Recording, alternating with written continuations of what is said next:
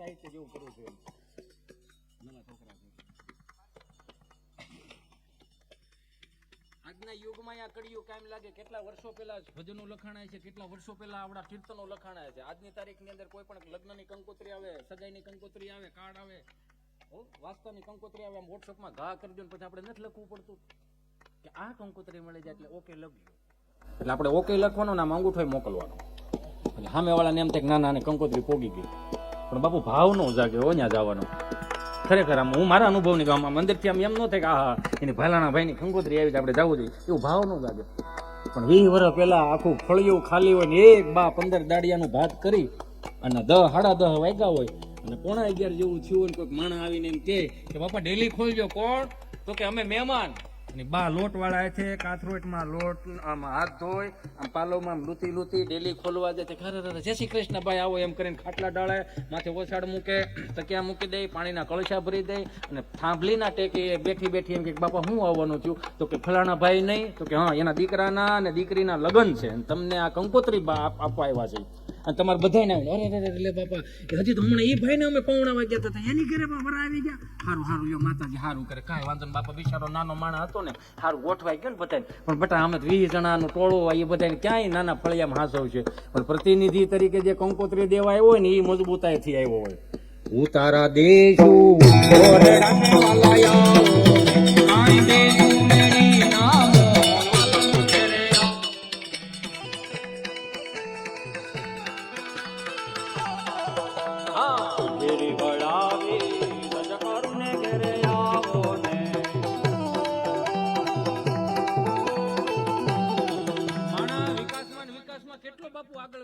ડેલીની ઉપર એવું લખવામાં આવતું અતિથિ દેવો ભવ. સંસ્કૃતનો શબ્દ છે, સનાતન સંસ્કૃતિનો શબ્દ અતિથિ દેવો ભવ. થોડોક સુધરો કાઢને હો, પછી ગુજરાતીમાં લખ્યું ભલે પધાર્યા. ભાષા ને થોડીક વજન વાળી લાગે. મારા દાદા આવ્યા, હા તો ભલે ના આવ્યા એટલે આમ એવું લાગે ભલે પધાર્યા, એવું લાગે વજન વાળું લાગે. અતિથિ દેવો ભવ કાઢ નાખ્યું, ભલે પધાર્યા એવું. પછી થોડુંક સનાતન સંસ્કૃતિને દબાણીને પશ્ચિમી સંસ્કૃતિનું અનુકરણ આવ્યું. એટલે હિન્દીમાં એટલે ઇંગ્લિશમાં લખ્યું. શું લખ્યું? You are welcome, you are welcome. Daily નીકળીને પગ લુહાણિયામાં વેલકમ આવ્યું. એટલે એની કઈ વેલ્યુ રહી નહીં. માણસ સુધરી કેટલો ગયો, વિકાસ કેટલો પામી ગયો. આ સનાતન સંસ્કૃતિના શબ્દો કાઢીને એને એવું લખ્યું કૂતરાથી સાવધાન. પેલા ડેલી દાદા બે હતા, હું કામ કૂતરું અંદર નો આવે.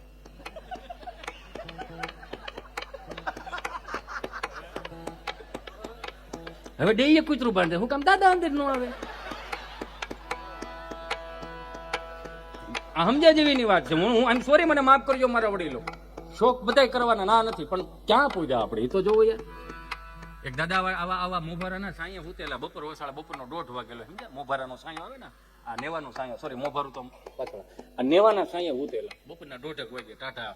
આમ કૂતરું એક બિચારું ડેલી આવી છે ને, આમ ગળકીને આવ્યું. આમ તમે મારી પાસે કૂતરાની એક્શન કરાવો છો? ખરા છો બધું. તમે રાજી થતા હોય તો આગળ ડેટ કોઈ બનવું.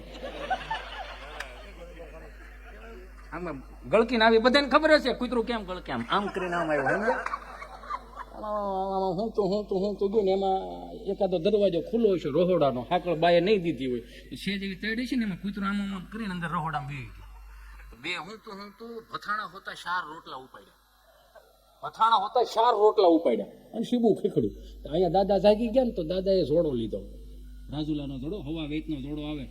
5 વર્ષ સુધી ગાડાના ટાયર ચડાવ્યો હેઠે.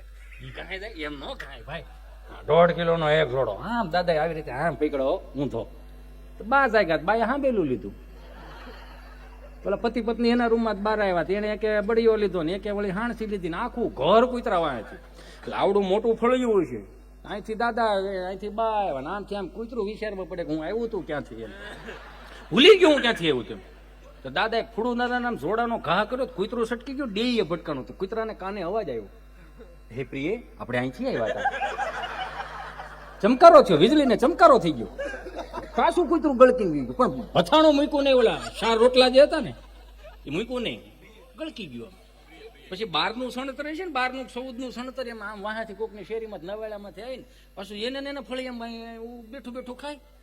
તો અહીંયા દાદાએ જોડો મૂકી દીધો, અહીંયા હાંભેલા મૂકી દીધા ને અહીંયા હાણસીઓ મૂકી દીધું ને પછી એક એક રોટલો આમ ખાવા માંડ્યો. બા શું કે ખબર, કાંઈ વાંધો ને બાપા, ખોટો એવું આપણે છે ને એવી મહેનત ન કરે. આપણા રોટલા કોકના પેટમાં જશે તેનું પેટ ઠરશે, એનું આતર ઠરશે, એનું રામ રાજી થાય ને આપણને પૂન મળશે. બાપા ત્યાં તો કૂતરું અડધું રોટલું મોઢામાં ને અડધું બહાર, તેને વાસા ફૂટી.